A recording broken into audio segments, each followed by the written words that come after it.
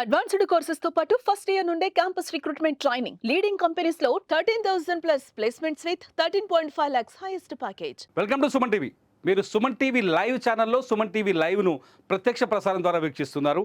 ఇక్కడ నుంచి Suman TV, India's largest digital media network Suman TV మీకు ప్రతి అప్డేట్ని ప్రత్యక్ష ప్రసారం ద్వారా అందిస్తుంది. ఇప్పుడు మీరు లైవ్ వీడియోలోనే నేను మీతో మాట్లాడుతున్నాను. ఇప్పుడు ట్రంప్ గురించి నేను ఒక ఇంపార్టెంట్ విషయం చెప్పాలనుకుంటున్నాను. డొనాల్డ్ ట్రంప్ చాలా స్పష్టంగా భారత్ పాకిస్తాన్ యుద్ధంలో నేనే వేలు పెట్టాను, వేలు పెట్టి నేను వాణిజ్య సుంకాల విషయంలో ట్రేడ్ విషయంలో రెండు దేశాలని బెదిరించాను. రెండు అణుదేశాలు, అతిపెద్ద అణుదేశాలు. బెదిరించడం వల్లే రెండు దేశాలు మే 10వ తేదీన సీజ్ ఫైర్కి అంగీకరించాయంటూ ప్రపంచవ్యాప్తంగా డబ్బా కొట్టుకుంటున్నాడు. డబ్బా కొట్టడంతో పాటు ట్రంప్ ఏం చేస్తున్నాడు, అడ్డగోలుగా సుంకాలు వేస్తున్నాడు. ఎవరైనా మాట్లాడితే చైనా కావచ్చు, లేకపోతే అది పాకిస్తాన్ కావచ్చు, అక్కడికి భారత్ కావచ్చు, అంటే కనీసం మానవత్వం కానీ స్నేహం కానీ లేకుండా ప్రవర్తిస్తూ వస్తున్నాడు డొనాల్డ్ ట్రంప్ రెండోసారి అధికారంలోకి వచ్చిన తర్వాత అతను తీసుకుంటున్న నిర్ణయాలు తీవ్రమైన విమర్శలకు దారితీస్తున్నాయి. ఈ విమర్శలు ప్రతిపక్షాలు లేకపోతే ఇతర దేశాలు చేస్తే సరిపోదు, సొంత దేశంలోనే ట్రంప్కు వ్యతిరేకంగా ఆందోళనలు కొనసాగుతున్నాయి. ఇదంతా పక్కన పెడితే ట్రంప్ని ఇప్పుడు ఎందుకు తీసుకోవాలనుకుంటున్నా అంటే, డొనాల్డ్ ట్రంప్ అన్నాడు కదా, మేము సుంకాల విషయంలో భారత్ పాకిస్తాన్ని బెదిరించడం వల్లనే భారత్ పాకిస్తాన్ యుద్ధానికి వెనక్కి తగ్గాయని ఒకసారి చూడండి. సుంకాల వల్లే భారత్ పాక్ కాల్పుల విరమణ మేము ఆపాం, థ్యాంక్స్ అని చెప్తూ ప్రధాని మోదీ తన ప్రసంగాన్ని ఈ దేశాన్ని ఉద్దేశించి మాట్లాడే గంట ముందే ట్రంప్ ఒక ప్రెస్ మీట్ పెట్టి ప్రపంచానికి డబ్బా కొట్టాడు. నేనే ఆపాను భారత్ పాకిస్తాన్ యుద్ధాన్ని, అణు యుద్ధాన్ని ఆపాను అన్నాడు. మామూలు విషయం కాదు, అణు యుద్ధాన్ని నేనే ఆపాను అని చెప్పుకొచ్చాడు ట్రంప్. నిజానికి జరిగింది ఏంటంటే భారత్ పాకిస్తాన్ విషయంలో ఎప్పుడైతే ఉద్రిక్తతలు చెలరేగాయో అమెరికా రకరకాల డ్రామాలు ఆడింది. అక్కడ చాలా స్పష్టంగా రకరకాల డ్రామాలు ఆడింది. ఏం చెప్పింది, ఎవరైతే జేడీ వాన్స్ ఉన్నాడో అమెరికా ఉపాధ్యక్షుడు, ఎప్పుడైతే పహల్గామ్ దాడి జరిగిందో ఆ దాడి సమయంలో మనోడు ఇక్కడే ఉన్నాడు, మన తూర్పుగోదావరి జిల్లా అల్లుడు, బాగా గుర్తుకుంటాడు. ఎందుకంటే జేడీ వాన్స్ తాజ్మహల్లో ఆయన ఫోటోలు తీసుకుంటూ ఉంటే పహల్గామ్లో ఉగ్రవాదులు వచ్చేసి, ది రెసిస్టెంట్ ఫ్రంట్ ఉగ్రవాదులు వచ్చేసి 26 మంది అమాయకుల్ని కాల్చి చంపేశారు. ఈ దాడికి ప్రత్యక్ష సాక్షి జేడీ వాన్స్. అమెరికా వెళ్ళిన తర్వాత జేడీ వాన్స్ చాలా స్పష్టంగా చెప్పాడు, పాకిస్తాన్కి భారత్ మధ్య కొన్ని సమస్యలు ఉన్నాయి, భారత్కి పాకిస్తాన్ పైన కొన్ని ఆరోపణలు ఉన్నాయి, వాళ్ళే మాట్లాడుకుంటారు, అది చర్చల ద్వారానో లేకపోతే సానుకూల ధోరణితోనో వాళ్ళు క్లియర్ చేసుకోవాలి, ఇలా కాల్పులకు తెగబడకూడదు అన్నాడు.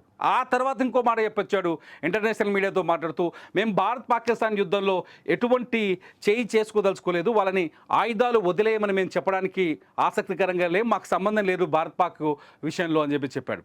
ఆ తర్వాత ఏం చెప్పాడు, మేము భారతదేశం నుంచి ఉగ్రవాదంపై భారత్ పోరాడుతుంది, ఈ పోరాటానికి మేము మద్దతు ఇస్తున్నామని చెప్పాడు. అమెరికా విదేశాంగ శాఖ కావచ్చు, అమెరికాకు సంబంధించిన మిగతా శాఖలు కావచ్చు, చాలా స్పష్టంగా చెప్పాయి, మేము ట్రంప్ భారతదేశం ఉగ్రవాదంపై చేస్తున్న పోరాటానికి మద్దతు ఇస్తామని. ట్రంప్ కూడా చెప్పాడు. కట్ చేస్తే మే 7వ తేదీ, మే 9వ తేదీ 10వ తేదీన ట్రంప్ ఏం చెప్పాడు, మేమే భారత్ పాకిస్తాన్ మధ్య చర్చలు కుదిరించాం, లేకపోతే మీ ఇద్దరిపైన వాణిజ్య ఆంక్షలు విధిస్తామని బెదిరించాం, దెబ్బకి భారత్ వణికిపోయాయి, దెబ్బకి యుద్ధాన్ని ఆపేశాయని. ఇది భారతదేశంలో అతిపెద్ద రాజకీయ కారణమైపోయింది. ఇండియాలో చాలామంది ఇప్పుడు ప్రతిపక్షాలు ఈ పాయింట్ని పట్టుకునే ప్రధాని మోదీని నిలదీస్తున్నారు, ప్రశ్నిస్తున్నారు. నిజానికి భారత్తో పాకిస్తాన్తో అమెరికా చర్చలు జరిపింది వాస్తవమే అని ఒప్పుకుంటోంది మన విదేశాంగ శాఖ. ఇవాళ కూడా దానిపైన కొంత స్పష్టత ఇచ్చింది. కానీ సీజ్ ఫైర్ అమెరికా చెప్పినందుకు చేయలేదు అని చెప్తోంది. అమెరికా మన పైన ఒత్తిడి చేయలేదు, ఎటువంటి వాణిజ్య ఒత్తిడి చేయలేదు, ఆ చర్చలే ట్రంప్ వాదనను వ్యతిరేకిస్తున్నాం, ఆ చర్చ రాలేదు, ట్రంప్ వాదనను వ్యతిరేకిస్తున్నామని భారత్ చాలా స్పష్టంగా చెప్తోంది. చివరికి ట్రంప్ చెప్పుకున్న గొప్పలు ఈ ట్రంప్ తీసుకునే ఈ అడ్డగోలు నిర్ణయాలకి ట్రంప్కి నిజంగానే ఎదురు దెబ్బ తగిలింది. చూడండి ఒకసారి. లిబరేషన్ డే పేరుతో ప్రపంచ దేశాలపై విధిస్తున్న సుంకాలను నిలుపుదల చేస్తూ మాన్హట్టన్లోని అంతర్జాతీయ వాణిజ్య వ్యవహారాల కోర్టు తీర్పు వెలువడించింది. అమెరికా వాణిజ్య కోర్టులో భారీ ఎదురుదెబ్బ జరిగిన ట్రంప్కి ఎడాపెడా దిగుమతి సుంకాలను విధించడం ద్వారా అధ్యక్షుడు తన అధికారాలను అతిక్రమించారని 3 న్యాయమూర్తులతో కూడిన ధర్మాసనం తేల్చి చెప్పింది. అమెరికా నుంచి ఇతర దేశాలు కొనుగోలు చేసే వాటికన్నా, అమెరికా ఎగుమతులు ఉంటాయి కదా, ఇతర దేశాలు అమెరికా నుంచి కొనుగోలు చేసే వాటికన్నా మనకు విక్రయించే వాటిపైనే సుంకాల మోత మోగించారు అని ధర్మాసనం అభిప్రాయపడింది. అంటే అమెరికా దిగుమతి చేసుకునే వస్తువులపైనే ఎక్కువ సుంకాలు విధించాడు ట్రంప్. దీనివల్ల ఆ దేశంలోనే రేట్లు పెరిగి ఆ దేశానికి ముప్పు, వ్యాపారానికి ఇబ్బందికర పరిస్థితులు వస్తున్నాయనేది ధర్మాసనం యొక్క ఉద్దేశం. అంటే ట్రంప్ మెంటల్ కండిషన్ ఎలా ఉందో ఒకసారి అర్థం చేసుకోవాలి. ట్రంప్ ఎట్లా అమెరికా ఫస్ట్ అంటున్నాడు కదా ట్రంప్, అందుకే కదా అమెరికా గెలిపించింది. కానీ అమెరికా నాశనం చేయాలనుకుంటున్నాడు ట్రంప్. గొప్పలు చెప్పుకుంటున్నాడు, లేని తోట తొడలు కొడుతున్నాడు. మేమే పాకిస్తాన్, ఇండియా, భారత్, పాకిస్తాన్ భారత్ యుద్ధాన్ని ఆపామని చెప్తున్నాడు. భారత్ని యుద్ధం ఆపమనే శక్తి ట్రంప్కు ఉందా? ఒకసారి ఆలోచించండి. భారత్ని యుద్ధం ఆపమని చెప్పే శక్తి ట్రంప్కు ఉందా? ట్రంప్ భయపడ్డాడేమో. ట్రంప్ దొంగ నాటకం ఆడుతుంది అమెరికా మొదటి నుంచి. చాలా స్పష్టంగా ట్రంప్ కూడా దొంగ నాటకమే ఆడుతున్నాడు. అటు పాకిస్తాన్తో దోస్తాన్ చేస్తున్నారు దొంగతనంగా లోపల, ఇటు ఇండియాతో నడుపుతున్నారు. ఇటు ఇండియాకి పూర్తి మద్దతు ఇవ్వడు, అటు పాకిస్తాన్కి పూర్తి మద్దతు ఇవ్వడు. చాలా స్పష్టంగా నేను గతంలో సుమన్ టీవీలో ఒక వీడియో చేశాను, మీరు చూసుంటారు. రష్యా నిజమైన స్నేహితుడు ఈ దేశానికి, అమెరికా నిజమైన స్నేహితుడు అంటే మీ అందరూ కలిసి రష్యానే నిజమైన స్నేహితుడని మీరు కామెంట్ చేసి నిరూపించారు. నిజం కదా. 1971 నుంచి రష్యా భారత్కి అన్ని విధాల సహకారం అందిస్తోంది.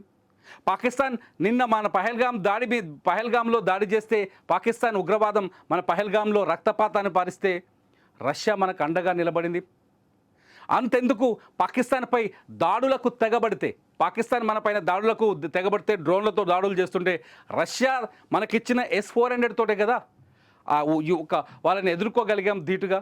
ఆ తర్వాత బ్రహ్మోస్ క్షిపణి డెవలప్కి రష్యా ముందుకొచ్చింది.